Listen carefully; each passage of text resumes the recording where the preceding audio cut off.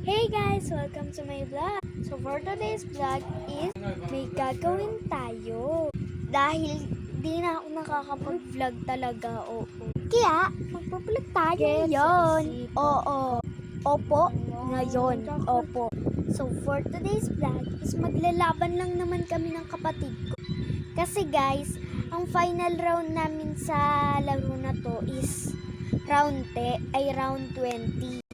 And nasa 15 plus na kami. Nasa 15 plus na yung round na. Grabe mga ate ko, puro zero ako doon. Lagi siya yung panalo te. Ganto kasi yung rules namin ng paglalaro. Ganto siya. Ang ginagawa naming laro is, alam nyo, yung, di ba may lomo card ng Bini? Kahit anong card. Kasi, di ba meron akong ay, hindi nyo pa alam na meron ako. Meron kasi akong, alam nyo yung pa-box. Mamaya papakita ko sa inyo. Or next week. Or basta, kung kailan ulit ako mag-vlog, papakita ko sa inyo. Ngayon pala guys, ikukwento ko muna sa inyo kung paano kami maglaro nun. Kasi sa susunod na vlog ko, hintayin nyo. Maglalaro kami nun. Ngayon, hindi muna. Kasi syempre, maingay sila mami. Nagkakantahan sila. Pagtahimik na ang lahat. Baka bukas Sunday. So, yun na nga.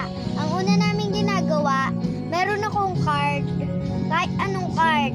Tapos, lomo card or lomo card, ganon. Tapos, meron kami, ayun nga yung sinabi ko sa inyong, papakita ko sa inyo sa sunod na vlog ko. Ganon. So, sakto, ay hindi pala sakto kasi 7 yung card ko. Yung pabox na yon hanggang 6 lang. Ganito siya. Ganito ang rule namin sa laro.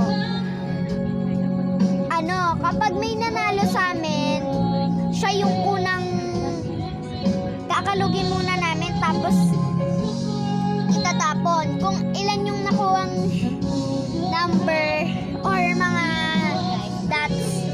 Ayun. Pag kunwari, 3 yung nabunot ko na cards, 3 yung ibibigay ko sa kanya na card, na lomo card. Tapos, pagsunod naman yung kapatid ko, tapos yung kapatid ko naman, pag nakakuha siya ng 4 na dots doon sa box na yon, 4 ang ibibigay niya sa akin. Pero, pwede kang matalo pag 6 yung nabunot